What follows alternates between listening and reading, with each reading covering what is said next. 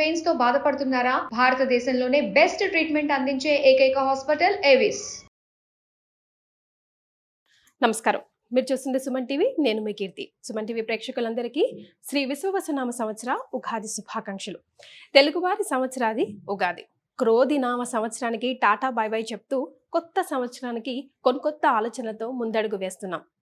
పోయిన సంవత్సరం ఎన్నో విషయాల్లో ఒక ముందడుగు వేసుంటాం, కొన్నిసార్లు వెనకడుగు కూడా వేసుంటాం. అనుకున్న పనులు అనుకున్న సమయానికి కాకపోయిండొచ్చును.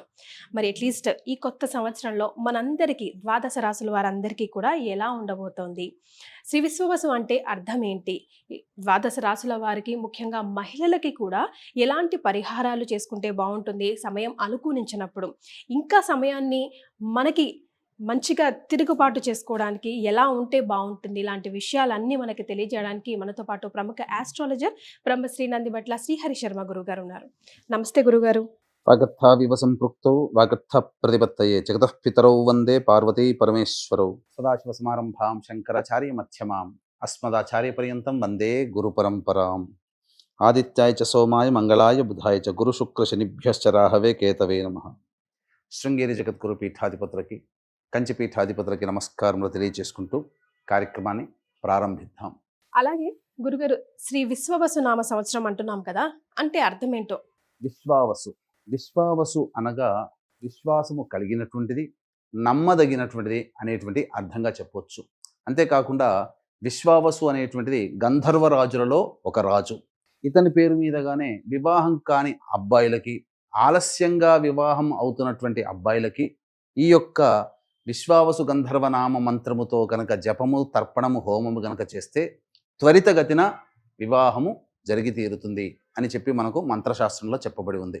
గురుగారు, మరి ద్వాదశ రాశిలో భాగంగా ముందుగా మేషరాశి వారికి ఈ కొత్త సంవత్సరం శ్రీ విశ్వవసునామ సంవత్సరంలో ఎలా ఉండబోతోందో తెలియజేస్తారా? ఈ విశ్వావసునామ సంవత్సరంలో మేషరాశి వారికి మార్చి 30వ తారీఖు నుంచి 2020 మార్చి 19వ తారీఖు వరకు ఏ విధంగా ఉండబోతుందో క్లుప్తంగా తెలియజేసే ప్రయత్నం చేస్తాను. ఈ మేషరాశిలో జన్మించినటువంటి వారికి ఈ సంవత్సరం ఆదాయం 2, వ్యయం 14, రాజ్యపూజ్యం 5, అవమానం 7. ఇక ఇంతకుముందు చెప్పినట్టుగా మార్చి 30వ తారీఖు ఈ సంవత్సరం నుంచి వచ్చే సంవత్సరం మార్చి 19వ తారీఖు వరకు ఉన్నటువంటి 12 మాసాల టైం జోన్స్ని 3 జోన్స్గా మనం డివైడ్ చేసుకుంటే ఏ టైంలలో మనకు అనగా ఈ మేషరాశిలో జన్మించినటువంటి వారికి ఏ విధంగా ఉండబోతుందో తెలుసుకుందాం. ఇక గమనించుకున్నట్లయితే ప్రధానంగా ఈ మేషరాశిలో జన్మించినటువంటి వారికి అన్ని విధాలుగా కాలం కలిసి వచ్చేటువంటి సమయం. అంటే చాలామంది అనుకునేటువంటిది ఏంటనంటే మార్చి 29వ తారీఖు నుంచి ఏలిన నాటి శని ప్రభావం ప్రారంభమవుతుంది కదా, ఇక అన్ని కష్టాలేమో అని అనుకుంటారు. కానీ వాస్తవం చాలా వేరుగా ఉంది.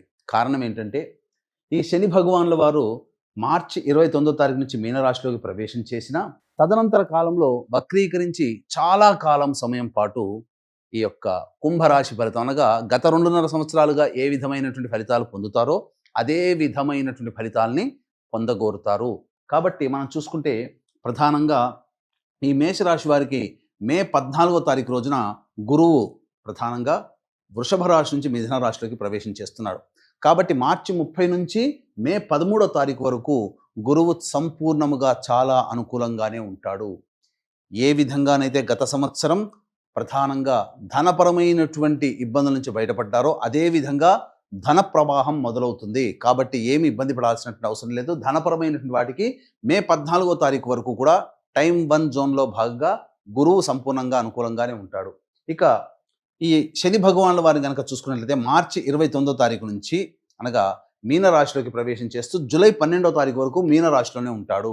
కాబట్టి ఏలిన నాటి శని ప్రభావం అనేటువంటిది మార్చి 29వ తారీఖు నుంచి జూలై 12వ తారీఖు వరకు మాత్రమే ఈ మేషరాశిలో జన్మించినటువంటి వారు శని ప్రభావం వలన ఇబ్బందులు ఎదుర్కొంటారు. ఇబ్బందులు అంటే ఏముంటాయండి? ప్రతి పనులలో కష్టములు ఉంటాయి. అయిపోతుంది అనుకున్నటువంటి పని బ్రేక్స్తో కంప్లీట్ అయిపోతుంది.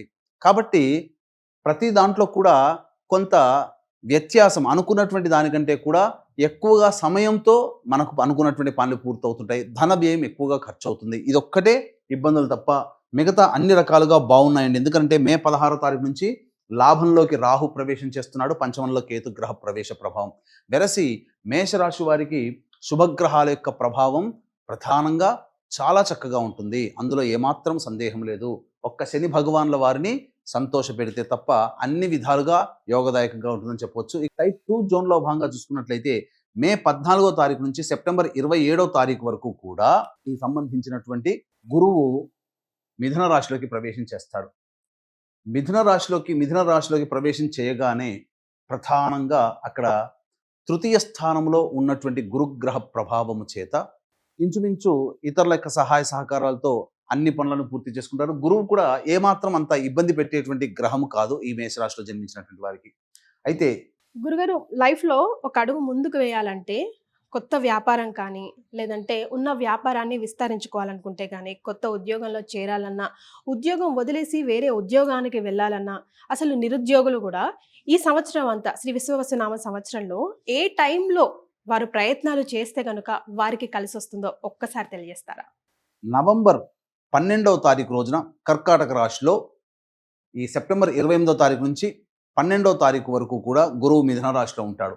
నవంబర్ 12వ తారీఖు రోజు వరకు కూడా ఉంటాడు. కాబట్టి అనగా కర్కాటక రాశిలోకి గురువు ఎప్పుడైతే సెప్టెంబర్ 28వ తారీఖు నాడు ప్రవేశం చేస్తాడో, సెప్టెంబర్ 28 నుంచి నవంబర్ 12 వరకు గురువు కర్కాటక రాశిలో ఉంటాడు. చతుర్థ గురుగ్రహ ప్రభావము యోగదాయకమైనటువంటి పరిస్థితిని మీకు కలగజేస్తుంది, అందులో ఏమాత్రం సందేహం లేదు. చక్కగా గురువు మేషరాశిలో జన్మించినటువంటి వారికి శుభకరుడుగా మారబోతున్నాడు. ఇక టైప్ 2 జోన్లో భాగంగా చూసుకున్నట్లయితే జూలై 13వ తారీఖు నుంచి మీనరాశిలోని వక్రీకరించినటువంటి శని ప్రభావం ఇటు లాభ ఫలితాలని పొందుతారు. అక్టోబర్ 10 వరకు, జూలై 13 నుంచి అక్టోబర్ 9వ తారీఖు వరకు మీనరాశిలోనే ఉంటాడు. మళ్ళీ ఇక్కడ ప్రధానంగా అక్టోబర్ 10వ తారీఖు రోజున శని భగవానుల వారు కుంభరాశి నుంచి అనగా మీనరాశి నుంచి కుంభరాశిలోకి ప్రవేశం చేస్తాడు.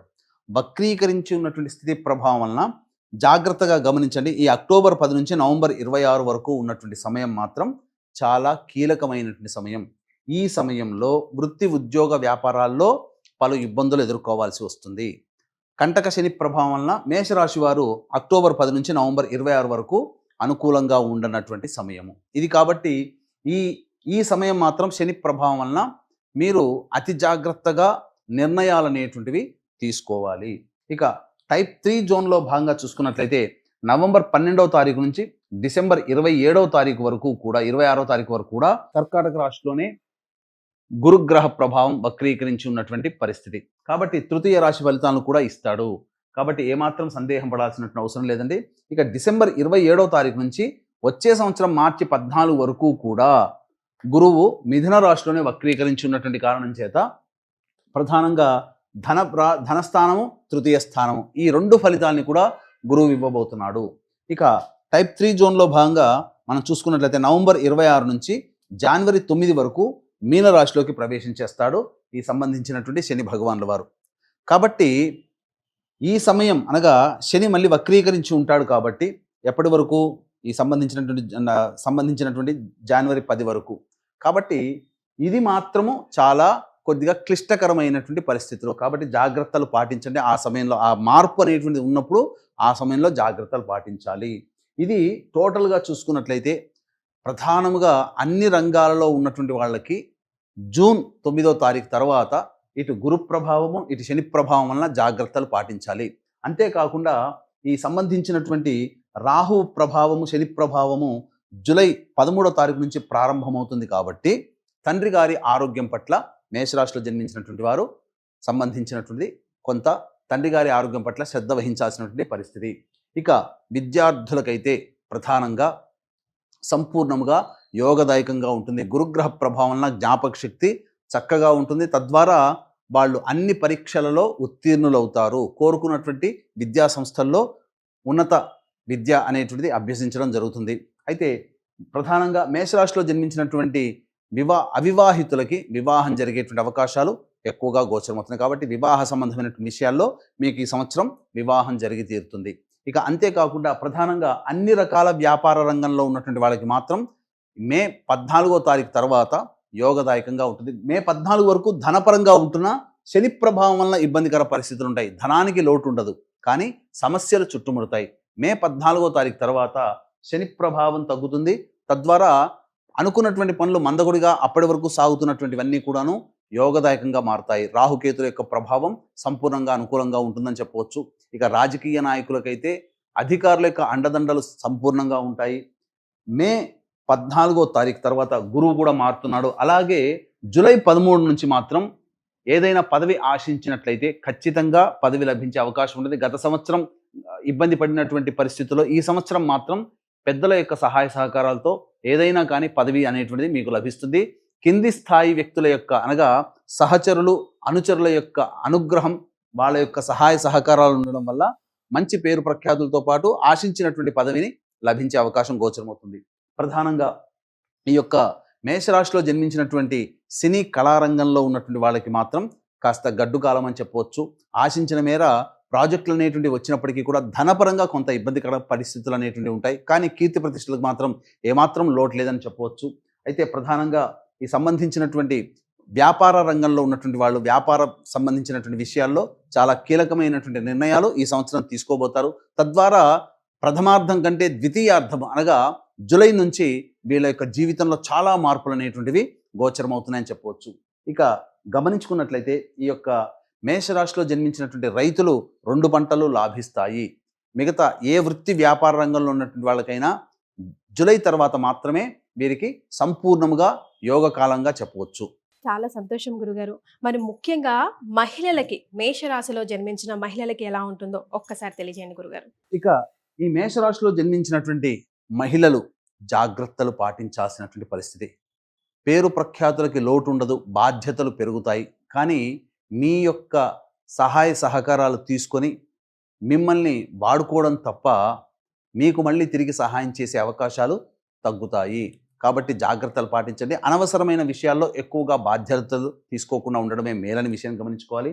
ఈ మేషరాశిలో జన్మించినటువంటి మహిళలకి ప్రధానంగా జూలై 13వ తారీఖు తర్వాత మీనరాశి ప్రభావం చేత ప్రధానంగా కొంత ఇబ్బందికర పరిస్థితులు అనగా దాంపత్య విభేదాలు జూలై తర్వాత వచ్చే అవకాశం ఉంది. కాబట్టి జాగ్రత్తలు పాటించండి. సంతానం కోసం ఎదురు చూసేటువంటి మహిళలకి సత్సంతాన ప్రాప్తి అవుతుంది. వివాహం కాని అమ్మాయిలకి చక్కగా వివాహం జరిగి తీరుతుంది.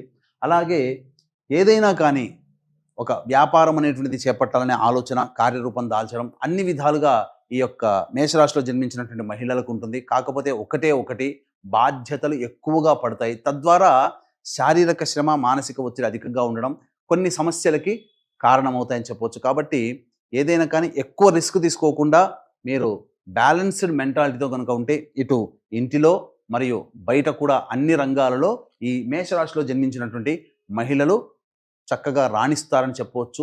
బ్యూటీ పార్లర్, బొటిక్ రంగం సంబంధించినటువంటి క్లాత్ ఇండస్ట్రీస్ మరియు బ్యాంగిల్ స్టోర్స్ నడుపుకునేటువంటి వాళ్ళు ఏదైనా కానీ ఏ రంగంలో ఉన్నటువంటి వాళ్ళైనా కానీ చాలా అనుకూలంగా ఉంటుంది. అన్ని విధాలుగా యోగదాయకమైనటువంటి పరిస్థితులు ఉంటారు. ఒక్క రిస్క్ మాత్రమే ఎక్కువగా కనబడుతుంది.